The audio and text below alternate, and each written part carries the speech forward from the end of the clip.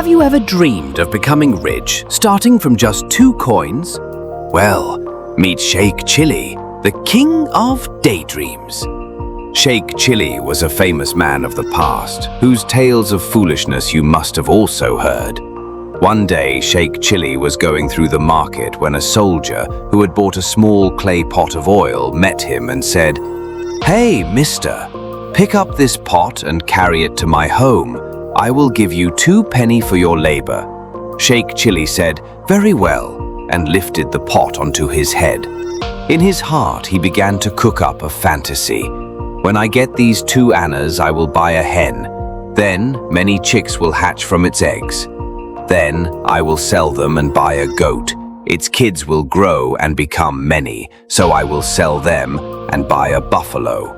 I will sell the buffalo and buy some land. In that time, I will get married and have several children. When I come home from the fields carrying a bundle of fodder for the buffalo on my head, my children will run and cling to me, shouting, 'Father is here! Father is here!' I will shoo them away, saying, 'Get back,' and throw the bundle onto the ground."